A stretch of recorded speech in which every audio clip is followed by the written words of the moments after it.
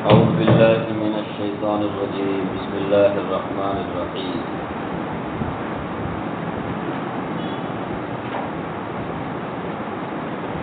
وإن من أهل الكتاب لمن يؤمن بالله وما أنزل إليكم وما أنزل إليهم خاشعين لله لا يشترون بآيات الله ثمنا قليلا أولئك لهم أجرهم عند ربهم ان اللہ سریع الحساب۔ یہ سورہ آل عمران کی ایک آیت آپ کے سامنے پڑھی گئی 199۔ اس کے بعد بس ایک آیت رہتی ہے سورہ آل عمران کے ختم پر۔ اس طرح سورہ آل عمران میں 200 آیتیں، کتنی آیتیں؟ 200۔ تو یہ 199 نمبر آیت۔ پچھلی آیتوں میں جیسا کہ آپ کے علم میں ہے، اللہ تبارک و تعالی نے مسلمانوں کو خبردار کیا مغالطے سے کہ کہیں غلط فہمی میں مبتلا نہ ہونا، کافروں کے مال و دولت کو، ان کے آسائش اور آرام کو، دنیاوی ٹھاٹ باٹ کو دیکھ کر کے کہیں تم غلط فہمی میں مبتلا نہ ہونا کہ یہ اللہ کے محبوب ہیں، ان کا راستہ ہی صحیح ہے۔ نہ، یہ چند دن ان کے لیے مہلت دی گئی ہے، استدراج ہے، کہ جیسے مریں گے ان کا ٹھکانہ جہنم ہوگا۔ اس لیے مسلمانوں، تم کافروں کے اچھائی اور آرام راحت کو دیکھ کر دھوکے میں مت پڑنا۔ اور اس کے بعد اللہ تبارک و تعالی نے فرمایا ساری دنیا کی زندگی، ساری دنیا کے مال و دولت، سب کچھ تھوڑا سا سامان ہے، چند دن کی بہار ہے، چند دن کی بہار، باقی سب کو ختم ہونا ہے۔ ساری چیزیں یہاں پر عارضی ہیں، کوئی انسان بھی عارضی ہے، ٹیمپورری ہے، اس کی زندگی ہے وہ بھی، اور اس کی جو دولت ہے، مال ہے، سب کچھ ٹیمپورری ہے۔ اس لیے دنیا کے دھوکے میں مت پڑو، اپنی آخرت کو بناؤ۔ اس کے بعد اللہ نے فرمایا جو لوگ کفر اور شرک سے، گناہوں سے بچ کر زندگی گزارتے ہیں، ان کے لیے تو بہترین اجر اور ثواب ہے اللہ تبارک و تعالیٰ کے یہاں۔ اللہ تبارک و تعالیٰ کی طرف سے ان کی زبردست مہمانی ہوگی، اور اللہ کے پاس جو کچھ بھی ہے نعمتیں، وہ نیک لوگوں کے لیے بہت ہی بہترین ہے، جو پچھلے آیت سے کہا ہے۔ یہ جو آیت آپ کے سامنے پڑھی گئی، اس آیت میں خاص جماعت کا، متقیوں کے خاص جماعت کا ذکر ہے۔ متقیوں کا ذکر ہوا ہے، اب متقیوں میں خاص جماعت کا ایک ذکر ہے۔ وہ کون ہے؟ اہل کتاب میں، یہود و نصارہ میں سے۔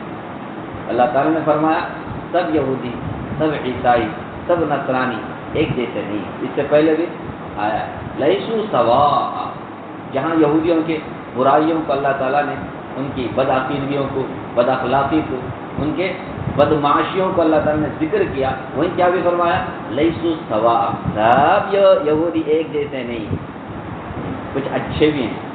جیسا کہ حضرت عبداللہ بن سلام کے بارے میں آتا ہے، یہودیوں میں بڑے بڑے 10 عالم تھے، کتنے؟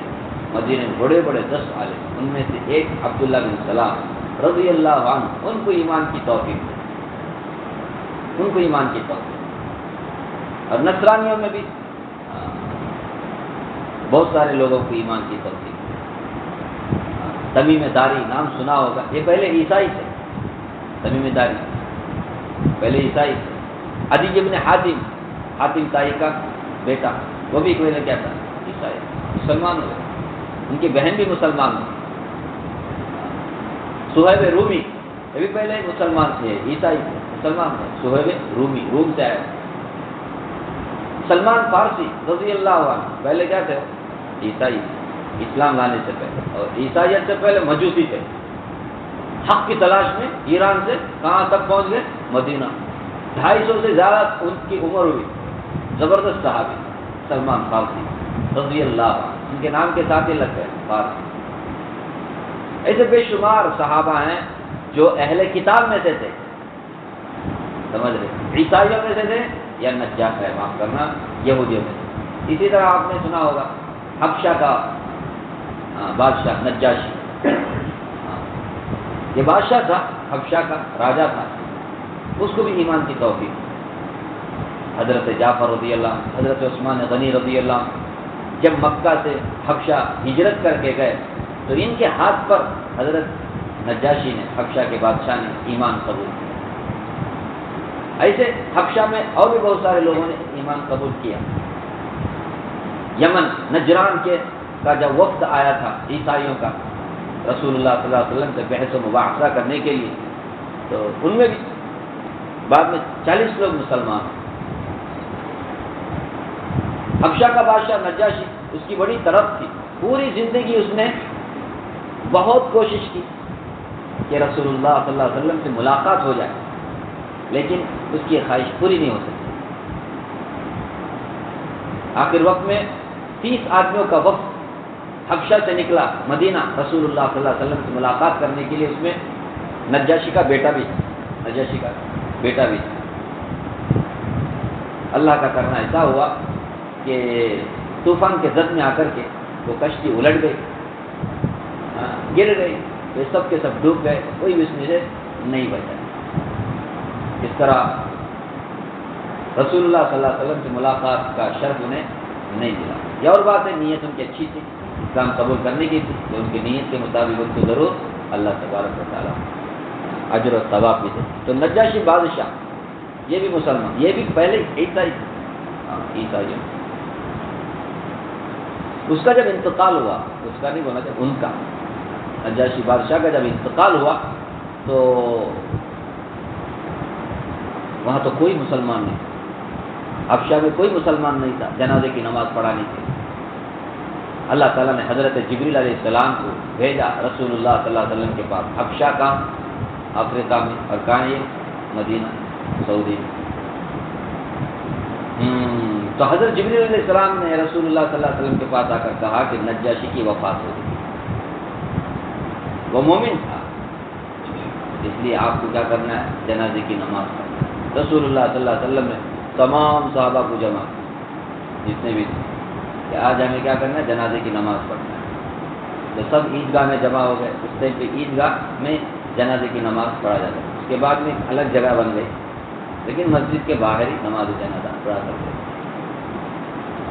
تو اس موقع پہ رسول اللہ صلی اللہ علیہ وسلم نے نجاشی بادشاہ کی جنازے کی نماز پڑھائی۔ اب آپ بولیں گے جنازہ ہے نہیں، یاد رکھیں علماء نے لکھا ہے کہ یہ رسول اللہ صلی اللہ علیہ وسلم نے جنازے کی نماز پڑھائی، ایسے نہیں پڑھائی۔ اللہ تبارک و تعالیٰ نے مدینے سے لے کر حبشہ تک کی جو سارے رکاوٹیں ہیں ساروں کو ختم کیا، سارے پردوں کو ختم کیا، تو رسول اللہ صلی اللہ علیہ وسلم کو جنازے کی نماز دکھائی دے رہی تھی،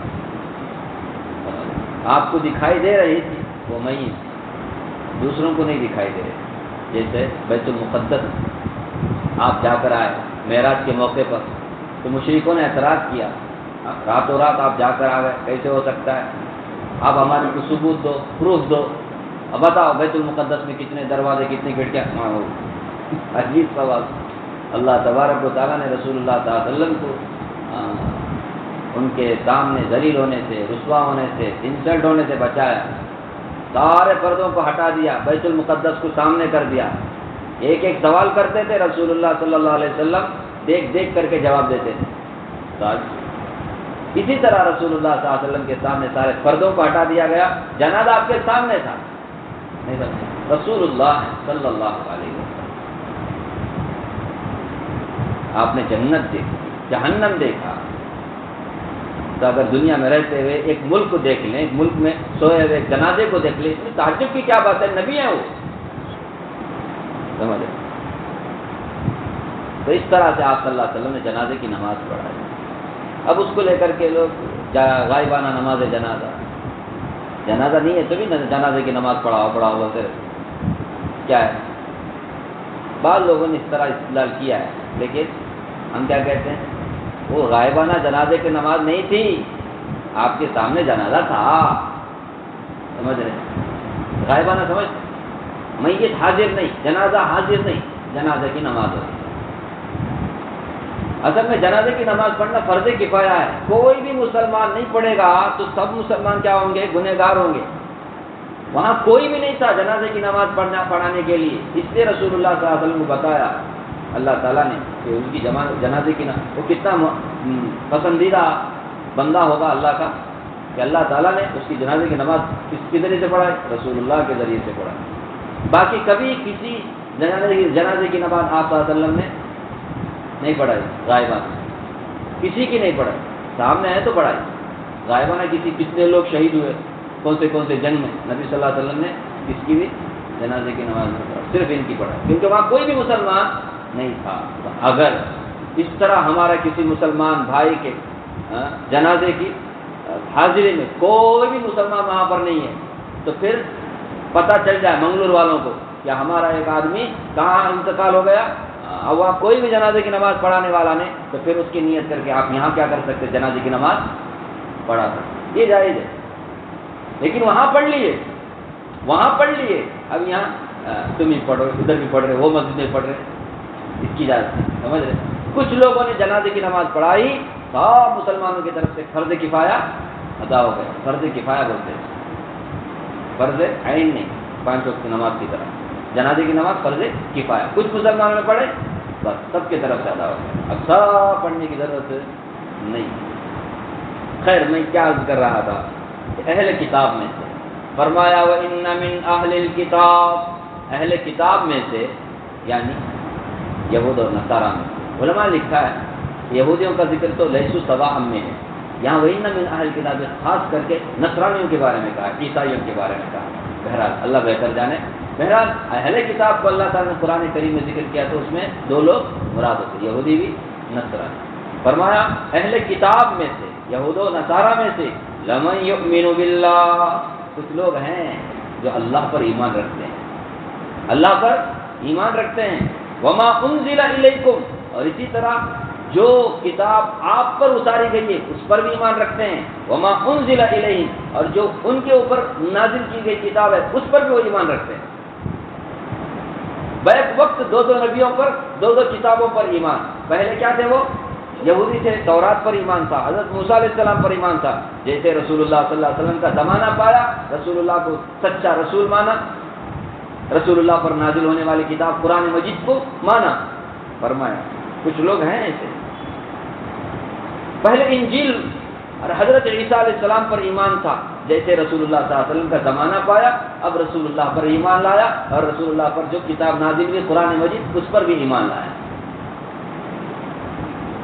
آپ نے حدیث سنی ہوگی نہیں، 3 قسم کے لوگ ہیں، ان کو اللہ ہر عمل پر ڈبل اجر دیں گے، ڈبل۔ نماز پڑھا، ہم کو کتنا دو، جب جماعت سے پڑھ لی 25 گنا 27 گنا، ان کو اس کا ڈبل۔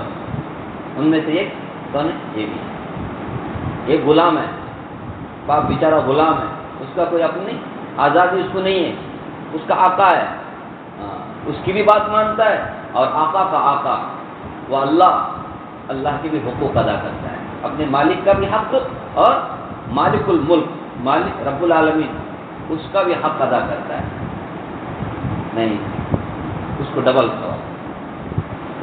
ثواب۔ اس طرح ایک آدمی کی باندھی ہے، وہ باندھی کی اچھی تربیت کرتا ہے، غلام کے مقابلے میں جو فیمیل آتی ہے نا اس کو کیا بولتے ہیں، باندھی بولے تو اس زمانے کے نوکرانی نہیں، لوگ سمجھتے ہیں نوکرانی بھی غلام باندھی ہے، تو آزادی ہے، جب چاہے آپ کے پاس رہے۔ ہاں کڈنیپ ہو کر گئے تو گئے، کام اللہ حفاظت کرنا، بچوں کو کڈنیپ کر کے بعد میں کام کپڑے کر کے سعودی ادھر پیسہ ہمارے بچوں کی حفاظت کرنا، چارج کر رہا تھا، تو باندھی اچھی تربیت کی، اسے آزاد کیا، اس کے ساتھ نکاح کیا، اور آزاد کر کے نکاح کرنا اس کے ساتھ، شریک حیات پارٹنر اپنے برابر، ڈبل ثواب، سمجھ رہے؟ ہاں یہ کوئی معمولی بات نہیں ہے۔ پھر تیسرا کون ہے، یہودیوں میں سے تھا، نصرانی میں سے تھا، حضرت موسیٰ علیہ السلام پر ایمان تھا، تورات پر ایمان تھا، حضرت عیسیٰ علیہ السلام پر ایمان تھا، انجیل پر ایمان تھا، اب رسول اللہ کا زمانہ پایا، رسول اللہ پر بھی ایمان لایا، قرآن پر بھی ایمان لایا، اب اس کے ہر عمل پر ڈبل ثواب ہے، اس لیے اسپیشلی ان کا اللہ نے الگ سے ذکر کیا۔ وَإِنَّ مِنْ أَهْلِ الْكِتَابِ، اہل کتاب میں سے کچھ لوگ ہیں، لَمَن يُؤْمِنُ بِاللَّهِ، جو اللہ پر ایمان رکھتے ہیں، لاتے ہیں، وَمَا أُنزِلَ إِلَيْكُمْ، جو آپ کے اوپر مسلمانوں سے خطاب ہے، تم پر جو کتاب نازل کی گئی یعنی قرآن مجید اس پر بھی ایمان رکھتے ہیں، وَمَا أُنزِلَ إِلَيْهِمْ، اور ان پر جو کتاب نازل کی گئی اس پر بھی وہ ایمان رکھتے ہیں۔ فرمایا خاشعین للہ، ان کی سب سے پہلی صفت یہ ہے خاشعین للہ، یہ اللہ سے بہت ڈرتے ہیں۔ خاشعین خشوع دل سے ڈرنے کو، عاجزی کو، انکساری کو کہتے ہیں۔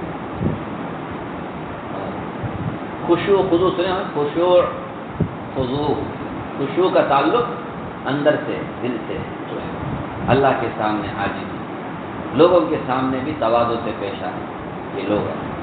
تو ان کی سب سے پہلی صفت یہ، حضرت عبداللہ بن سلام، سلمان فارسی، یہ سب اس میں مراد ہو سکتے ہیں، بیٹا ڈبل یہ مقام ہے ان کا۔ اور حضرت عبداللہ بن سلام کے بارے میں آتا ہے حدیث میں کہ عشرہ مبشرہ کی طرح رسول اللہ نے فرمایا۔ کس کی طرح؟ عشرہ مبشرہ کی طرح فرمایا۔ عشرہ مبشرہ بولے تو وہ 10 صحابہ جن کو جنت کی بشارت دی رسول اللہ صلی اللہ علیہ وسلم نے، فرمایا عبداللہ بن سلام بھی ان میں سے ہیں۔ اور آپ صلی اللہ علیہ وسلم نے عبداللہ بن سلام کے بارے میں کہا کہ اس کی موت ایمان پر آئے، ایک خواب انہوں نے دیکھا تھا، خواب کی تعبیر آپ صلی اللہ علیہ وسلم نے فرمائی کہ تمہاری موت ایمان پر آئے۔ ویسے سب صحابہ ایمان پر تھے، لیکن اسپیشلی یہودیوں میں سے مسلمان ہوئے، فرمایا خاشعین للہ، سب سے پہلی صفت تو یہ ہے کہ ان کے اندر خشوع ہے، اللہ سے بہت ڈرتے ہیں، اللہ کے سامنے عاجزی کرتے ہیں، انکساری کرتے ہیں، جھکتے ہیں۔ خشوع بہت ضروری ہے۔ رسول اللہ صلی اللہ علیہ وسلم نے فرمایا زمانہ جب ہوتے ہوتے ہوتے آخری زمانہ آئے گا، قیامت کے قریب ایک ایسا زمانہ آئے گا، بھری مسجد میں ایک آدمی بھی خشوع خضوع سے نماز پڑھنے والا نہیں ہوگا، امام سے لے کر مقتدی تک، مقتدی سے لے کر امام تک، پورے نماز تو پڑھ رہے ہیں، سب کا جسم باڈی مسجد میں ہے، دل دماغ باہر، ایک بھی نہیں ملے گا، آپ ایک بھی نہیں ملے گا اس میں جو توجہ سے اس کی باڈی اور اس کا دل، اس کا دماغ مسجد میں ہو، اللہ کا اسے دھیان ہو، ایک بھی نہیں ملے گا۔ آپ یہ آپ کیوں فرمایا؟ ہم سب کے لیے کہ ہم ویسے نہ بنے، ہمیں یہ کوشش کرنا چاہیے، کوئی بھی نہیں ہے تو مجھے بننا چاہیے، ہر یہ اسی طرح سوچے گا تو پوری مسجد میں ماشاءاللہ خشوع خضوع کے ساتھ نماز پڑھنے والے ہی رہے، کیا خیر چاہیے کا خاشعین للہ، سب سے پہلی صفت خاشعین للہ، اللہ سے بہت ڈرتے ہیں۔ لا یشترون بآیات اللہ ثمنا قلیلا، دوسری صفت یہ ہے کہ وہ اللہ کی آیتوں کے بدلے میں ثمن قلیل، تھوڑا سا سامان یعنی دنیا، روپیہ، پیسہ، اس کو خریدتے نہیں، سمجھ رہے؟ ورنہ پیسوں کے خاطر لوگ کیا کرتے اللہ کی آیتوں کو، ارے ان میں ایسے گزرے ہیں، اس سے پہلے آئے نا، یہودیوں میں سے، نصرانیوں میں سے اللہ کی آیتوں کو چھپانے والے، تورات میں رسول اللہ کے بارے میں جو پیشن گئی تھی اس کو سب چھپاتے تھے، غلط سلط فتوے دیتے تھے، حلال کو حرام، حرام کو حلال کر کے کیا کرتے تھے، لوگوں کو گمراہ کرتے تھے، کیوں؟ اپنے سرداری کو باقی رکھنے کے لیے، پیسہ کمانے کے لیے، بڑی موٹی موٹی رقم حاصل کرتے تھے، کیا؟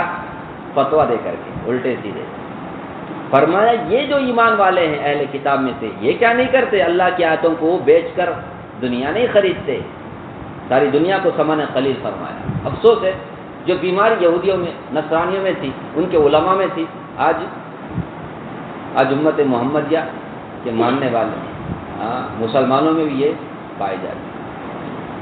جیسا چاہے ویسا آپ کو فیصلہ ملے گا دارالقضا میں، ایسے بھی دارالقضا نکلے ہیں، کیا کرتے ہیں بنگلور میں ایسے دارالقضا ہیں، آپ موٹی رقم دے دو آپ کے حق میں فیصلہ ہو جائے گا، اللہ کے ساتھ۔ یہ مسلمان کر رہے سستا کمائی کرنے کا ایک سستا اچھا راستہ۔